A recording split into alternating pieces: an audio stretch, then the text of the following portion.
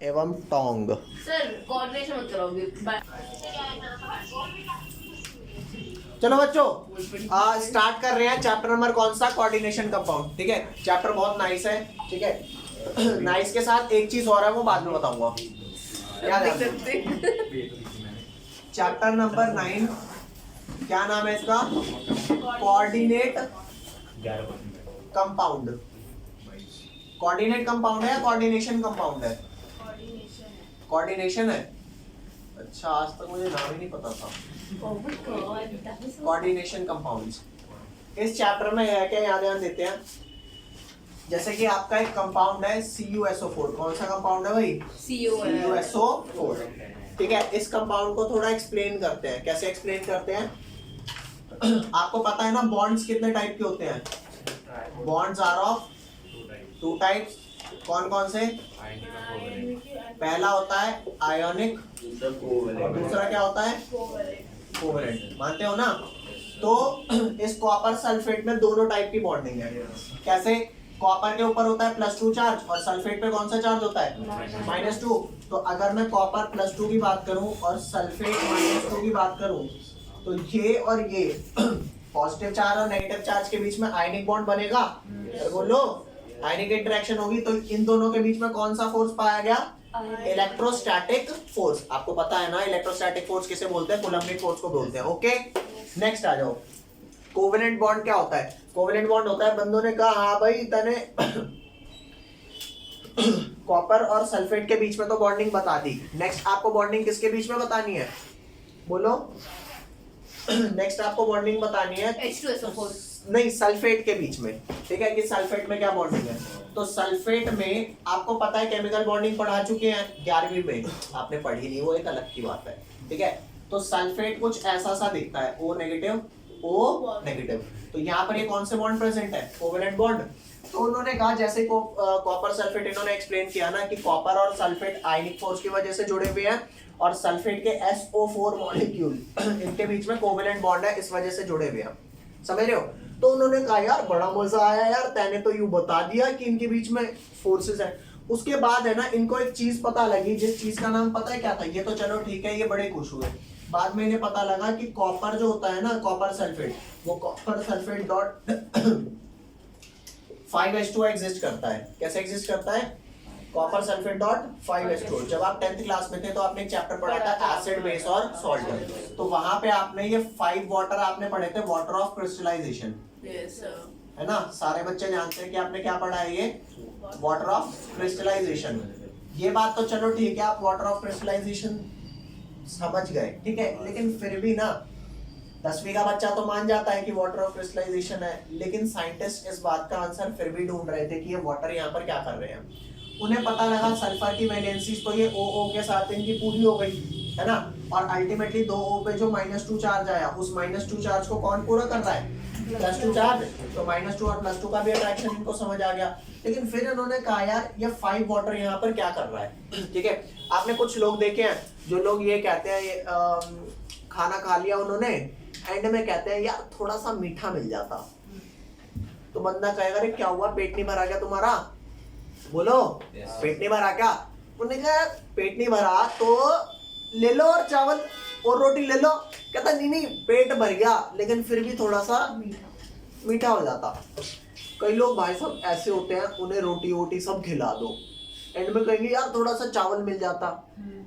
मतलब उनका पेट तो भर गया, लेकिन जो खाने का जो वो होता है ना, तृप्ति सी नहीं हो रही। ठीक है, तो एंड में चावल या मीठा उन्हें चाहिए ही चाहिए। ऐसे कौन से लोग होते हैं मुझे नहीं पता, लेकिन ऐसे होते हैं। ठीक है भाई, तो यहाँ पर वही है कि कॉपर सल्फेट से पूछा हाँ भाई आपकी वैलेंसी पूरी नहीं हुई क्या? जी हो गई, सब हो गई जी। आपका क्या -2 चार्ज बैलेंस नहीं हुआ क्या?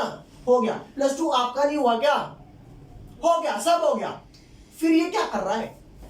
तो इस 5 वाटर पे ना क्वेश्चन मार्क लग गया भाई। अगर सब कुछ सही चल रहा है तो तुम क्या कर रहे हो? आप ये बात तो मानते हो ना कि कुछ तो कर रहा होगा, कुछ तो कर रहा है, वरना ऐसे ही कोई प्रेजेंट नहीं है। तो इसको एक्सप्लेन करने के लिए हमारे पास कुछ थ्योरीज आई, तो यहां पर मैं लिख देता हूं 4 theories came to explain this 5 water molecule type compound। अब यहां पे मैं थोड़ा सा आपको क्लैरिफाई कर देता हूं। ये जो थ्योरी आई ये सिर्फ डॉट 5H2O को ही एक्सप्लेन नहीं करती, ये dot 6H2O 2H2O dot 6NH3 dot 4NH3 मतलब वाटर मॉलिक्यूल यहाँ पर क्या कर रहा है ये इस बात को एक्सप्लेन करती है। ठीक है, तो क्या यहाँ पे 5 वाटर लिखना सही रहेगा? बोलो। तो यहाँ पर 5 वाटर मॉलिक्यूल फिलहाल काट दूं नहीं काट दूं? आप फिलहाल इसको यूं करके लिख देना कि सिर्फ यही नहीं है और भी है। ठीक है भैया, एग्जाम्पल अभी दूंगा आपको। तो सबसे पहली थ्योरी थी जिसका नाम था Werner theory, WERNER, Werner theory. कोई लोचा यहाँ तक? इससे थोड़ा सा उधर को लिख सकते हो। सेकंड क्या है? सेकंड में आपकी आती है बैलेंस बॉन्ड थ्योरी। ये भी पढ़ रखी है ना? ये आपने जो अभी बैलेंस बॉन्ड थ्योरी पढ़ी थी वो पिछले साल पढ़ी थी किसमें? वो क्या बोलते हैं, किसी में तो पढ़ी थी, बट मेरे को याद नहीं। केमिकल बॉन्डिंग में। हाँ। वो हमने केमिकल बॉन्डिंग में पढ़ी थी। फिलहाल केमिकल बॉन्डिंग की जो वैलेंस बॉन्ड थ्योरी है वो इस वाली से थोड़ी अलग है, समझ गए? तो अगला आता है वैलेंस बॉन्ड थ्योरी। सर वैसे हम वाटर तो रिएक्शन में ऑक्सीजन को बैलेंस करने के लिए लगाते हैं ना? हाँ, ये बहुत नहीं, अबे वो तो तेरा उसमें था, क्या बोलते हैं, redox reaction D block element में था। यहाँ पर कॉपर सल्फेट इटसेल्फ एक कंपाउंड है, यहाँ पे बैलेंसिंग की क्या नीड है और कहाँ के बैलेंस कर रही है, लेफ्ट साइड के राइट साइड के, कौन से बैलेंस कर रही है? यहाँ तो कुछ है ही नहीं ना बैलेंसिंग के लिए। नहीं है। चले आगे लिखो। यहाँ तक कोई लोचा हो तो बताओ। Valence bond theory. इसके नेक्स्ट कौन सी थ्योरी आती है भाई? थर्ड आती है crystal field theory. Field theory इसको बोलते हैं CFT। और फोर्थ आती है मॉलिक्यूलर ऑर्बिटल थ्योरी। नाम तो आपने इसका भी सुना है, मॉलिक्यूलर ऑर्बिटल थ्योरी। इसका नाम है MOT। पांचवा ligand field theory. Ligand field theory LFT। ठीक है, ये 5 थ्योरी है जो इस बात को एक्सप्लेन करती है। क्या हम सारी पढ़नी है? हाँ, क्वेश्चन ये आता है कौन सी पढ़नी है, ये पढ़नी है, ये पढ़नी है, ये पढ़नी है, ये दोनों नहीं पढ़नी। These two are beyond our reach, beyond our present study। ठीक है भाई, तो ये आपका इंट्रो था चैप्टर का, इसे तसल्ली से लिख लो बच्चों, लिख लेना, मिटा रहा हूँ इतना। अच्छा बच्चों याद देना, मैं आपको 3 कंपाउंड लिख रहा हूँ, 3 कंपाउंड के बारे में सब कुछ बता रहा हूँ। ठीक है, और वो 3 कंपाउंड बताने के साथ आपकी वर्नर थ्योरी खत्म हो जाएगी। ठीक है, तो यहाँ पर हेडिंग आप लोग डाल लें कौन सी थ्योरी? सबसे पहली थ्योरी वर्नर थ्योरी।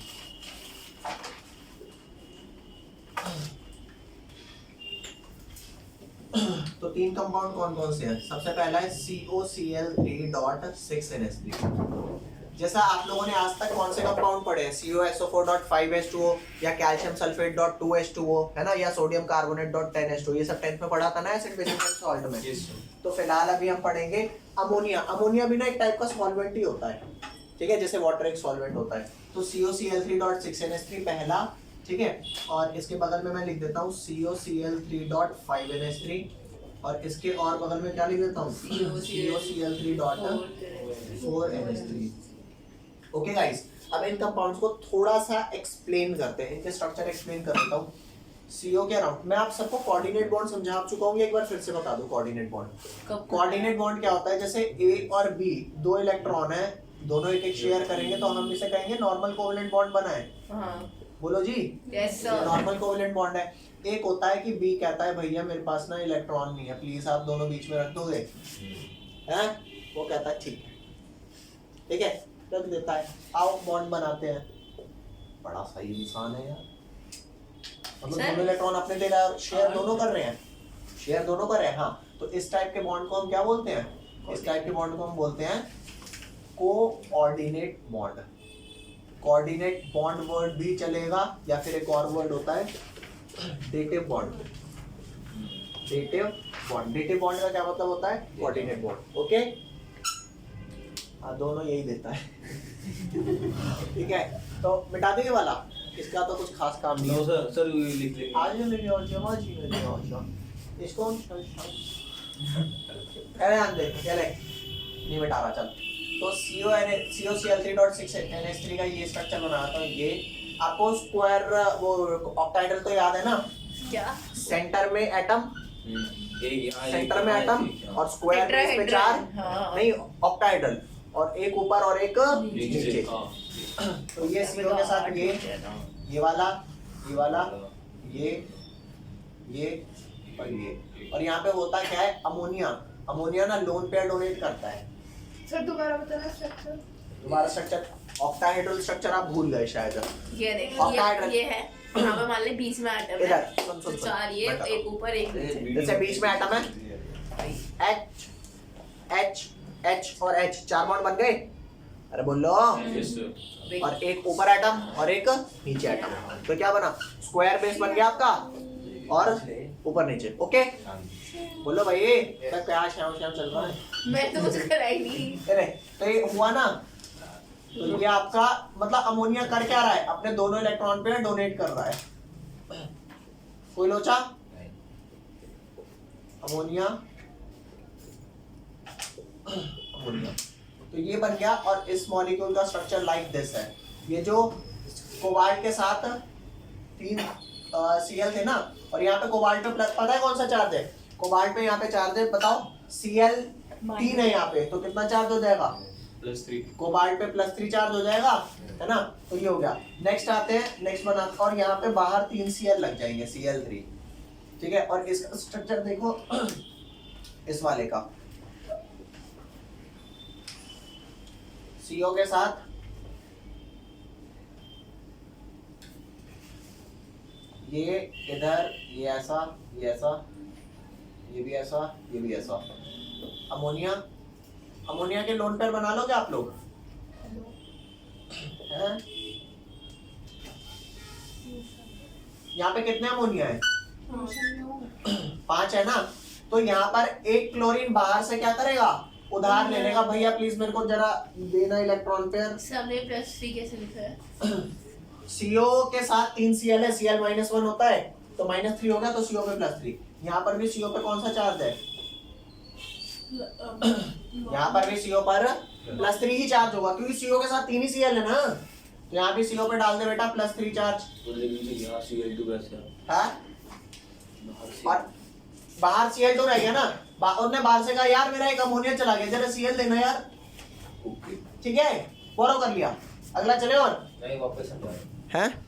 ले दोबारा समझ, मैंने क्या बोला? मैंने सिंपल ये कहा कोबाल्ट +3 के पास 6 अमोनिया चाहिए ही चाहिए। अब यहाँ पर एक अमोनिया नहीं है, तो अगर एक अमोनिया नहीं है तो 5 लग गए। उन्हें बाहर वाले Cl से कहा Cl भाई अंदर रहियो। क्यों आऊं भाई? एक पिलर टूट गया मेरे घर का। अच्छा मैं खड़ा हो जाऊं, फिर ले हो जाता हूं। ओके, अगला, यहाँ पर कितने अमोनिया कम हो गए? इसमें 2 कम हो गए ना, तो वो कहेगा भाई बाहर से 2 क्लोरीन भेज दे। तो ये आपका कुछ ऐसा हो जाएगा, इधर बना रहा हूँ, ये देख CO, ये यो और ये यो। ठीक है भाई, ये समझने में कोई दिक्कत तो नहीं है? सर ये जो Cl3 और Cl2 है, ये किसी के साथ बॉन्ड नहीं बना रहे? क्या Cl3 और Cl2? अभी बता रहा हूँ क्या कर रहे हैं बाहर। इनसे जब लोगों ने पूछा क्या कर रहे हो बाहर, तो बताएंगे क्या कर रहे हैं। सिर्फ कुछ तो कर रहे हैं ऐसे कुछ। और यहाँ पर भी CO पे +3 चार्ज है, लगा दोगे, बाहर कितने Cl रह गए? 1। ओके, इसे तसल्ली से बनाओ भाई। गाइस यहाँ ध्यान देना। तो यहाँ पर भी कितना है? यहाँ पर भी +3 हो गया, है ना? अब इसको, अभी मैंने इस कंपाउंड को ऐसा लिखा था, फिर मैंने आपको ऐसा स्ट्रक्चर बना के दे दिया। इसी की एक और फॉर्म लिख रहा हूँ, यहाँ ध्यान दो। इसी की एक और फॉर्म ऐसे लिख देंगे, CONH3 6 Cl3 चेक करो ये जो तेरा कंपाउंड ऐसा लिखा था इसे कैसे लिख दिया? कैसे पता लगा ऐसा लिखना है? क्योंकि CO के साथ स्क्वायर ब्रैकेट के अंदर 6 अमोनिया है जबकि स्क्वायर ब्रैकेट के बाहर 3 Cl3 है। यहाँ पर आ जाए इस वाले में अगर मैं लिखूं इसको तो CO के साथ कितने अमोनिया है? 5 अमोनिया 5 लिख दिया यहाँ पर। ओ सॉरी NH3 ब्रैकेट में 5 NH3 ब्रैकेट क्लोज 5 Cl एक अंदर और बाहर कितने Cl? 2। और अगर इस चीज को एक्सप्लेन कर दूं थोड़ा तो क्या हो जाएगा? CO के साथ NH3 कितने? 4 2 Cl अंदर, 1 Cl, अच्छा 2 Cl अंदर, वेरी नाइस, और बाहर 1 Cl। एज्यूम कर पा रहे हो अभी मैंने क्या कर दिया? Yes, sir. अब जो करूंगा वो और बढ़िया है, देख इसे थोड़ा आगे कर दो भाई। देख इसको मैं ब्रेक करता हूं। अरे इसको क्या करता हूं? ब्रेक। जो बाहर वाले Cl होते हैं ना ये वो हैं जो आयनाइज हो पाएंगे। अरे बोलो जैसे मान लो बहुत सारे फ्रेंड्स थे, 4-5 फ्रेंड्स थे, उसमें 2-3 लड़कियां 2-3 लड़के थे, 5-6 फ्रेंड्स मान लो। अब एक लड़की की शादी हो गई तो 5 तो, या एक लड़के की शादी हो गई तो बाकी 4 तो गेट टुगेदर कर पाएंगे, लेकिन बाकी क्या अकेले आ पाएंगे? शायद हाँ भी और शायद हो सकता है उनके साथ एक वो पप्पू भी चिपका हुआ है। पोपली आएगा ना क्या कर, हाँ पोपली भी हो सकती है। क्या करने जा रहे हो अपने प्लान के साथ? मैं भी तलूंगी। अरे भैया तू चल ले, भैंस की पूछना, मैं ढंग से बात कर पाऊंगी ना तू ढंग से खड़ा रह पाएगा। समझ रहे हो बात? नहीं समझ रहे? तो ये Cl ऐसे हैं which are free to ionize, लेकिन इस Cl का क्या हो गया? अरे मैं तो फंस गया, मैं आयनाइज नहीं हो पाऊंगा। अब तेरे यहाँ तो फिर भी 1 क्लोरीन फंसा, मैं तो 2 क्लोरीन फंस गए। अच्छा है तूने एक अमोनिया और कम नहीं करता तो सारे के सारे फंस जाते। यूं पहले समझ गया शादी नहीं करनी, अच्छी बात है। मैं तेज चलाऊंगा। ओके तो याद ध्यान दे, तो ये तेरे 3 Cl जब 3 Cl नेगेटिव आयन देंगे, भाई ध्यान देना, दिख रहा है नहीं दिख रहा? और गजब दिख रहा है बे। क्या ध्यान दे, ये जब 3 Cl नेगेटिव आयन बाहर आयनाइज हो गए तो इस पूरे स्क्वायर ब्रैकेट पे कितना चार्ज आया? +3। Very nice. इसे लिख जरा CO NH3 होल 5 और यहाँ पर चार्ज कितना है भैया? +3। ये समझ नहीं आया क्या? यहाँ पे बता। दोबारा से हाँ सर अब आ गया। माय मिस्टेक ये समझ पता कहाँ से? दोबारा बता। तो बात सुन, बाहर वाले Cl नेगेटिव आयन आयनाइज हो सकते हैं, लेकिन यहाँ पर भी तो 3 Cl है ना, लेकिन एक Cl अंदर फंस गया तो यहाँ पे सिर्फ 2 ही Cl नेगेटिव आयन आयनाइज हो गए। तो ये स्ट्रक्चर क्या हो जाएगा? CO NH3 होल 5 Cl, है ना? क्या चार्ज आएगा बाहर? कितना? बाहर 2 Cl नेगेटिव है ना, तो यहाँ चार्ज क्या आएगा? ओह तेरा साइंस घट गया क्या चार्ज का? बोलो भाई, यही बात समझ। तो यहाँ ध्यान दे, इसके आगे देख, इसके आगे +1 आएगा। CO NH3 होल 4 Cl2 और यहाँ पर आ गया +1 चार्ज और उस पे Cl -1 चार्ज। यहाँ तक कोई लोचा? अब थोड़ा समझना, थोड़ा सा समझना भाई, थोड़ी सी कम प्लीज। थोड़ी सी कम कर देते हैं, समझा दूं? नहीं सही है। हाँ? पक्का? Yes sir. ना समझ आया तो बता। नहीं, पूछ लिया था, नहीं आया। तुम पता है तुम हर वो क्वेश्चन पूछ सकते हो जो तुम्हारे दिमाग में आ रहा हो। नहीं भाई बहुत ज्यादा कुछ ना करते तो पूछ ही सकती है। केमिस्ट्री के बाहर से भी है। केमिस्ट्री के बाहर से नहीं, सिर्फ मेरा कार्ड से ही है फिर। बाहर से नहीं, सिर्फ भी वॉल्यूम कम करो। बंद कर दो सर वॉल्यूम। ठीक है? कोई लोचा इसमें? No sir. नेक्स्ट, जब 3 Cl बाहर थे तो यहाँ टोटल आयंस कितने आए? 3। एक कंप्लीट, ये 3 Cl नेगेटिव आयन आए और यहाँ कितने आए? ये एज अ होल 1 आयन है। ठीक है? यहाँ कितने आयन है? ये 2 Cl और ये कितने आयन है? 1।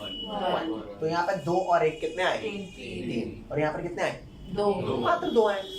तो पता है क्या हो रहा है, जो Cl बाहर से अंदर फंस जा रहे हैं ना वो आयनाइज नहीं हो पा रहे।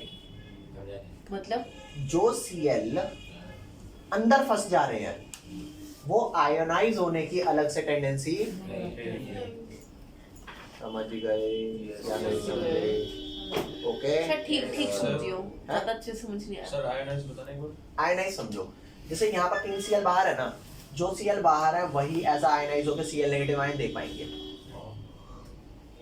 ठीक है।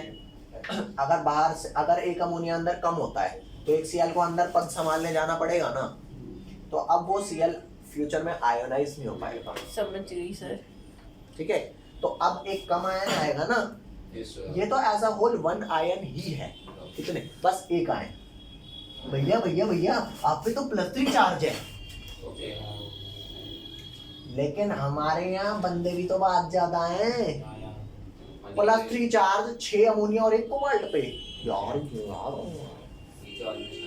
हाँ समझ रहे नहीं समझ रहे, कोई लोचा डन। यहाँ पर एक Cl अंदर फंस गया तो बाहर अब 2 ही Cl लेंगे, मतलब Cl के 2 हैं तो यहाँ +2 चार्ज, समझ रहे हो ना। तो यहाँ पर टोटल कितने आयन हो गए, ये 1 आयन और प्लस ये 3, टोटल कितने हो गए 4 आयन्स इन टोटल। जबकि वही यहाँ पर कितने रह गए 1 + 2 कितने 3 आयन्स, और यहाँ पर कितने 1 + 1 2 आयन्स। तो आपसे मैं एक छोटा सा क्वेश्चन पूछता हूँ, आप सब्सटेंस जब पानी में डालते हो तो आयन्स बनते हैं, और जितने ज्यादा आयन्स होंगे कंडक्टेंस उतनी ज्यादा आएगी। तो चेक कर किन तीनों में से कंडक्टेंस ज्यादा पानी में घुल के कौन से देंगे, ये बात आप समझ गए ना।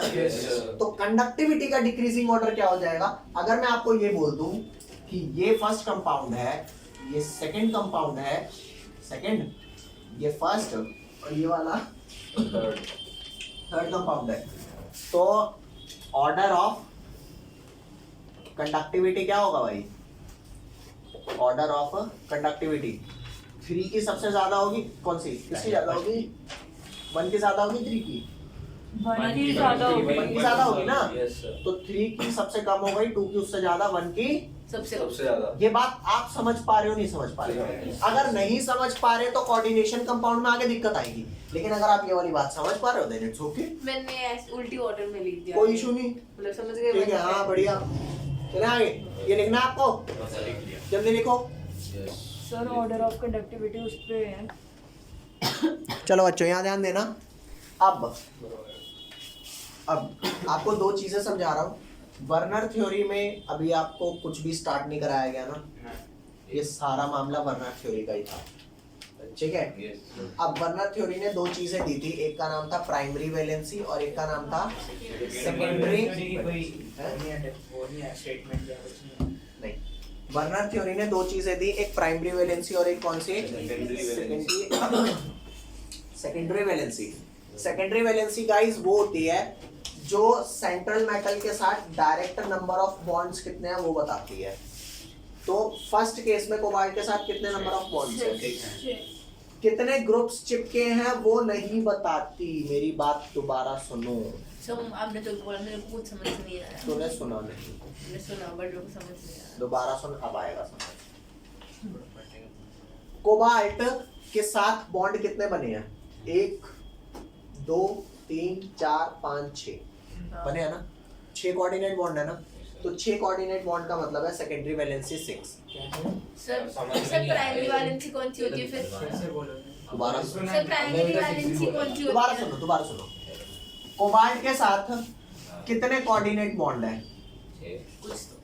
तो जितने कोऑर्डिनेट बॉन्ड उतनी secondary valency. Sir coordinate bond ही रहेंगे।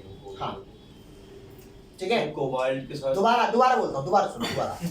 कोबाल्ट के साथ कितने कोऑर्डिनेट बॉन्ड दिख रहे हैं वो है सेकेंडरी वैलेंसी। यहाँ पर कितनी है 6, यहाँ पर कितनी है नहीं 6 चमन आदमी 5 अमोनिया 1 क्लोरीन, यहाँ भी तो 6 है, और यहाँ पर समय 6 है ना। तो सेकेंडरी वैलेंसी तीनों की सेम है, लिख दूं तो बोल दे। प्राइमरी वैलेंसी ये बताता हूँ, सेकेंडरी वैलेंसी यहाँ 6, सेकेंडरी वैलेंसी यहाँ 6 और यहाँ सेकेंडरी वैलेंसी, ओके। लिखो मत, लिखने में ज्यादा टाइम नहीं लगेगा। प्राइमरी वैलेंसी समझो, प्राइमरी वैलेंसी समझेंगे। इस कंपाउंड को ऐसे मत देखो, ऐसे देखो, ठीक है। CO पर चार्ज कितना है +3, यहाँ CO पर चार्ज कितना है, यहाँ कितना है, तो CO जो सेंट्रल मेटल है उस पे क्या चार्ज है, +2 +3 -1 -2 -3 -4 +4 +9, जो भी उनका चार्ज है वो उनकी primary valency. Is that clear? Sir Done? इसको लिखवा दो। अरे भाई नहीं भूलोगे, सर नहीं भूलोगे, नहीं भूलोगे। अब आपको क्वालिटी वीडियो मिलेगी, सर क्वालिटी वीडियो हमें नहीं देखनी। क्वालिटी वो प्राइमरी बड़ा दोबारा सुनो, प्राइम था अभी, मैं जैसे वही देख रही थी। प्राइमरी दोबारा सुनो। कोबाल्ट के साथ 3 क्लोरीन है मतलब कोबाल्ट पे +3 चार्ज, यहाँ पे भी 3 क्लोरीन है मतलब +3 चार्ज, यहाँ पर भी 3 क्लोरीन है मतलब प्राइमरी वैलेंसी सबके +3, प्राइमरी वैलेंसी PV है। वहाँ पर 4 होता तो 4 होता। अगर यहाँ पे COCl4 होता तो +4 हो जाता, ठीक है भाई। तो प्राइमरी वैलेंसी +3, यहाँ पर प्राइमरी वैलेंसी +3 और यहाँ पर प्राइमरी वैलेंसी, ये नेगेटिव में नहीं होगी सर यही अपनी बातों को शब्दों में व्यक्त कर दो बस। शब्दों में व्यक्त करता हूँ, आप इसे लिख लो, मैं वो दे सर ये देता हूँ। नेगेटिव में नहीं होगी कभी क्या प्राइमरी अब सर मैंने हिंदी में होगी, लिख क्यों लिया। नहीं होगी, वो भी मैंने होगी। भी लिखी है। चलो भाई, आपको प्राइमरी वैलेंसी और सेकेंडरी वैलेंसी बता दूं क्या होती है। तो सबसे पहले प्राइमरी वैलेंसी लिखना भाई, प्राइमरी वैलेंसी समझ जाओगे, प्राइमरी वैलेंसी लिख रहा हूं, बराबर। ठीक है। इसका डेफिनेशन लिख देते हैं, the oxidation state of central metal ion is called primary valency. बहुत सिंपल भाषा में, अरे लिख रहा हूं मैं भाई, the oxidation state, I hope आपको ऑक्सीडेशन स्टेट का मतलब क्लियर होगा। The oxidation state of central metal atom in coordination compound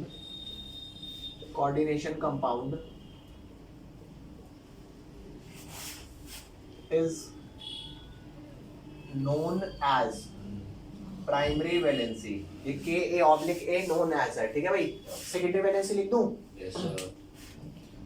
sir लेकिन ये तो आयन है ना, आपने बोला था कहाँ पे? एटम की जगह आप। अरे वो हाँ तो सेंट्रल मेटल एटम को सेंट्रल मेटल आयन लिख लो ना, अरे मेटल आयन लिख ले भाई, है ना। नेक्स्ट आ जा, सेकेंडरी वैलेंसी लिख, number of coordinate bond secondary valency लिख, secondary valency the total number of coordinate bond attached to central metal ion, total number of the total number of coordinate bonds attached to central metal ion is called secondary valency। okay, definition आई समझ में। अब इसका एक question करवा दूं, छोटा सा, बहुत छोटा सा, ठीक है।